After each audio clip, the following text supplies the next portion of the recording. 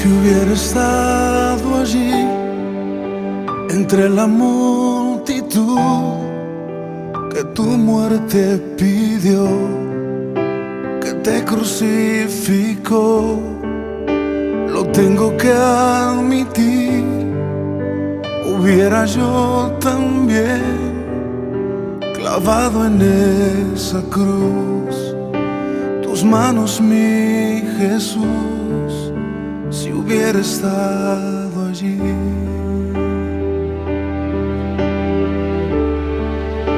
Pensándolo más bien, también yo estaba allí.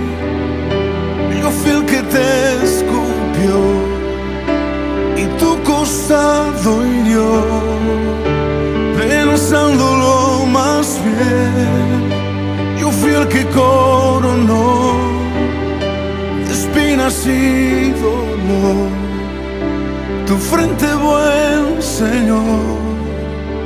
También yo estaba allí.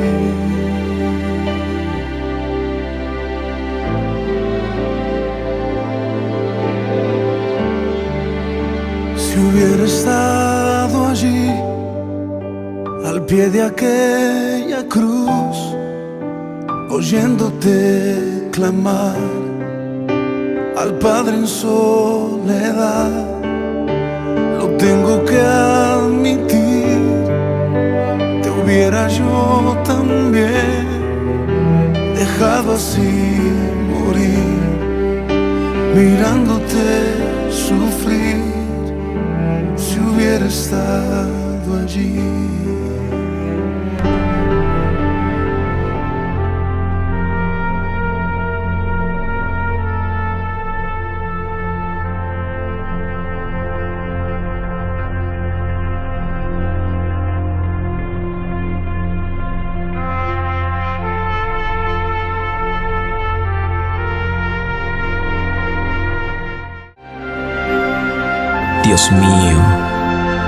Dios mío, ¿por qué me has abandonado?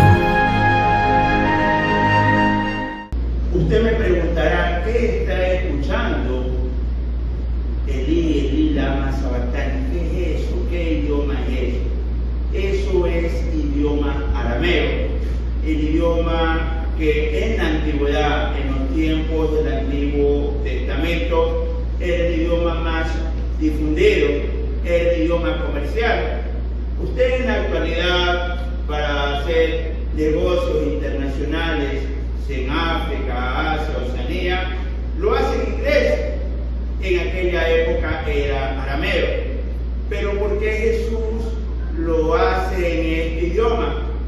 Sabemos que el pueblo de Israel fue esclavo en Babilonia, que Nabucodonosor siglos atrás los deportó y los hizo esclavos, y las personas de Israel olvidaron su idioma original y el común del pueblo hablaba en arameo. Si usted desobedece a Dios como lo hizo Israel, va a perder mucho. Israel perdió su idioma nativo, el hebreo, que es el idioma que debían hablar ellos, solo quedó para el uso de los cultos. Pero el común de las personas hablaban en arameo, y al gritar a Jesús, Elí, Elí, lama sabactani, lo estaba haciendo para que todos lo entiendan. Las personas más sencillas entiendan este grito de desesperanza. Porque el Mesías tenía que gritar, Dios mío, ¿por qué me has desamparado? Que sería la traducción. Y no era el Mesías de Israel, no era Dios hecho carne. ¿Por qué grita eso? Porque él quería que todo el mundo lo escuche. Él no lo hizo de paso, él clama a gran voz, porque eso es el cumplimiento de la profecía. Veamos el libro de Isaías, capítulo 53, del 6 al 10. Todos nosotros nos descarriamos como ovejas, cada cual se apartó por su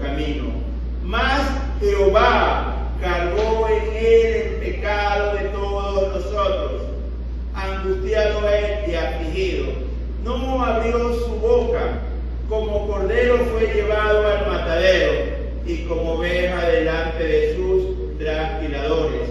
Enmudeció y no abrió su boca. Por cárcel y por juicio fue quitado, y su generación, ¿quién la contará? Porque fue cortado de la tierra de los vivientes, y por la rebelión de mi pueblo fue herido. Y se dispuso con los impíos su sepultura, mas con los ricos fue en su muerte. Aunque nunca hizo maldad, ni hubo engaño en su boca, con todo eso Jehová quiso quebrantarlo, sujetándole a padecimiento. Cuando haya puesto su vida en expiación por el pecado, verá linaje, vivirá por largos días, y la voluntad de Jehová será en su mano prosperada. Esta profecía muy antigua habla de lo que iba a sucederle al Mesías de Israel. El profeta Isaías, según los textos hebreos, el profeta vestido de púrpura, vivió 700 años antes de Jesús. Imagínense que hablen o escriban lo que le va a suceder a usted 700 años antes que nada. Esto nos enseña que todo lo que pasó en la cruz del Calvario y en la vida de Jesús ya estaba programado y organizado de esta manera. Y aquí vemos que el Señor Jesús grita esta expresión porque todos nosotros nos descarriamos. Todos somos pecadores, todos, sea creyente o no creyente, sea usted del Antiguo Testamento, sea de esta época, sea de África, de Asia, de Europa, de América, todos somos pecadores, todos nos descarriamos como ovejas y cada cual se apartó por sus propios caminos. Entendamos, nosotros queremos imponer nuestra voluntad a Dios y muchas veces cuando oramos le decimos, Señor te pido, y cuando decimos, Señor hágase tu voluntad. Señor, tú ves lo que está pasando. Hubo casos de discípulos de Jesús que querían venganza y querían bajar fuego del cielo. ¿Puede un creyente pedir venganza? ¿Puede un creyente tener resentimiento en su corazón? Y ahora entendemos el texto cuando nos dice que todos nosotros nos descarriamos, porque vivimos descarriados del Señor. Y el Señor, ¿qué fue lo que hizo? El Todopoderoso. Todo el pecado de la humanidad lo cargó sobre Jesús. Todo el pecado de la raza humana fue sobre el Señor. Todo el pecado. Imagínense los violadores de niños, los secuestradores, los asesinos, los que matan pueblos enteros. Hace un momento hablábamos de Adolfo Hitler. Todo ese pecado cayó sobre Jesús. Y eso hizo que Él esté angustiado. El santo, puro y perfecto, el que nunca hizo pecado, estaba angustiado, estaba afligido. Pero ¿qué hizo Jesús en medio de la aflicción? No abrió su boca. Fue llevado al matadero y Él estaba callado. Y nosotros queremos venganza. Y nosotros queremos responder groseramente. Cuando el inocente fue llevado al matadero, estuvo en silencio. ¿Cómo reaccionaría usted o cómo reacciona usted cuando es ofendido? ¿Busca pelea? ¿Cómo hace usted para demostrar a los demás que es cristiano? Aquí vemos que Jesús se quedó callado cuando fue a la cruz del Calvario y Él llevó nuestros pecados y esto hizo que Dios lo abandonó. Y esto definitivamente, mis queridos hermanos, debió haber sido un dolor muy terrible. Dios me abandonó. Cuando usted pasa por problemas de salud, económicos, familiares, sabe que siempre está Dios para escucharlo, sabe que siempre está Dios para responderlo. Usted se arrodilla, llora al Señor y obtiene socorro. Pero aquí Dios lo abandonó, mis queridos hermanos. Y el Señor grita para que todos lo vean. Yo estoy cumpliendo la profecía de Isaías. Y lo grito para que todos sepan que yo soy el Mesías. Porque el profeta dijo, y se dispuso con los impíos su sepultura, mas con los ricos fue su muerte. Él fue condenado en medio de dos ladrones. Él estuvo con los impíos en su sepultura. Él fue crucificado, que era la forma de muerte más dura que tenían los romanos para los enemigos políticos. Él fue tratado como un perverso cuando nunca hubo engaño ni maldad en su boca.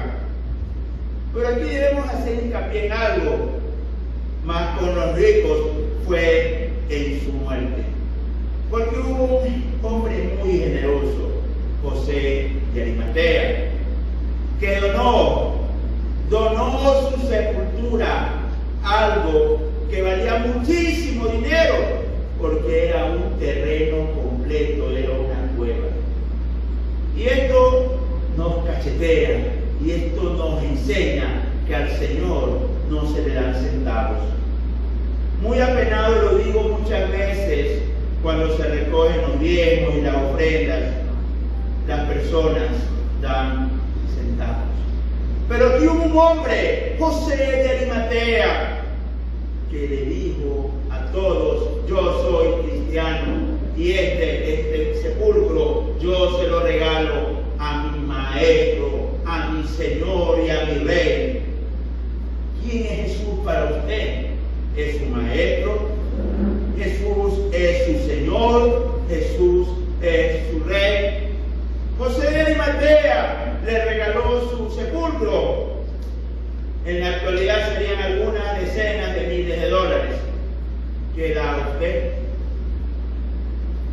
Porque entendamos algo: Jesús es Señor, Jesús es Rey, y como tal debe ser tratado.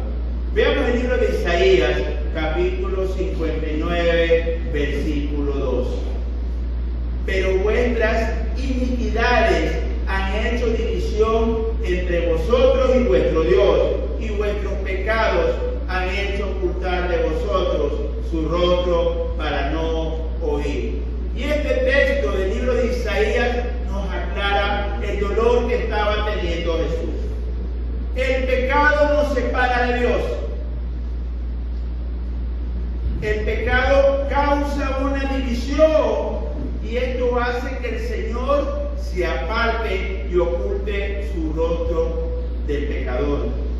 Al Jesús cargar el pecado de toda la humanidad, hubo la división entre Dios y Jesús. Una división que jamás Jesús había sostenido, la había tenido. Es la primera vez en toda la eternidad que el Verbo de Dios se separa del Padre, que Jesús se separa del Padre. Y este grito de angustia para que todo el mundo lo vea y sepa que Él es el cumplimiento de la profecía, era de su corazón, de un corazón dolido, porque estaba apartado del Padre. Hay muchas personas que viven el día a día y no oran, no cantan alabanzas, no leen la Escritura, no estudian la Escritura, y son felices. Pero el verdadero creyente se desespera por la palabra de su Dios. El verdadero creyente debe vivir conectado con el Padre. Imagínense un artefacto eléctrico que le quita el enchufe. Cuando nos apartamos de Dios, esto sucede. Mucho más nuestro Señor Jesucristo. Porque Él fue apartado del Padre, porque todos los horrores y errores que ha hecho la humanidad en el presente y en el futuro estaban en la cruz del Calvario con Jesús. El peso del pecado del mundo entero lo llevó Jesús en la cruz. Y Él grita desesperadamente: yo soy el cumplimiento de la profecía, y mi Dios me ha desamparado, Él me ha abandonado. Cuánto dolor y cuánto sufrimiento. Pero ese grito de desesperación a usted le permite tener la vida eterna. Veamos el libro de Romanos, capítulo 3, del 21 al 24. Libro de Romanos, capítulo 3, del 21 al 24. Pero ahora, aparte de la ley, se ha manifestado la justicia de Dios, testificada por la ley y por los profetas. La justicia de Dios por medio de la fe en Jesucristo, para todos los que creen en Él, porque no hay diferencia, por cuanto todos pecaron y están destituidos de la gloria de Dios, siendo justificados gratuitamente por su gracia, mediante la redención que es en Cristo Jesús. Ese grito de desesperanza, ese dolor expresado en el idioma popular, consigue que usted sea declarado justo. Porque los pecados que usted ha cometido los llevaba Jesús. Por eso usted es justificado gratuitamente. Sí. El perdón de los pecados a usted no le costó nada. A Jesús le costó sangre, le costó golpes, le costó desprecio y humillación y la cruz del Calvario. Si usted realmente es creyente, debe dolerle el sacrificio de Jesús, porque no hay hombre o mujer que valga tremendo pago. Podemos decir con toda seguridad que el pago de nuestros pecados fue un pago muy alto, fue una tarifa muy alta. La sangre de nuestro Señor y Redentor, porque Él nos redime, nos compra para Dios. ¿Qué es redimir? Es una figura del mercado de esclavos donde un pariente o un amigo compra al esclavo para dejarlo libre. Entonces aquí vemos que Jesús nos redime para Dios, somos justificados y el Señor nos dice: yo llevo el pecado de todos y Dios me ha desamparado. Elí, Elí, lama sabactani. Dios los bendiga y recuerde, Jesús pagó en la cruz del Calvario por sus pecados, los míos y los de toda la humanidad.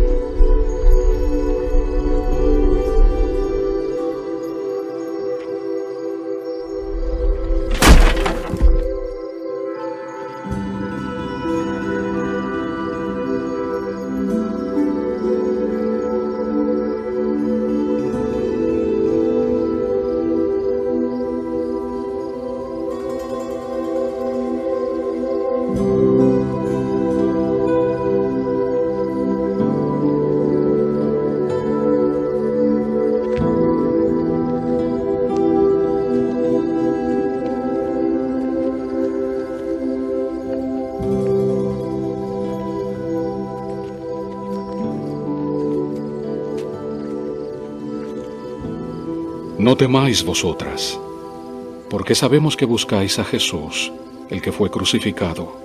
No está aquí. Ha resucitado como Él dijo. Venid, ved dónde fue puesto el Señor.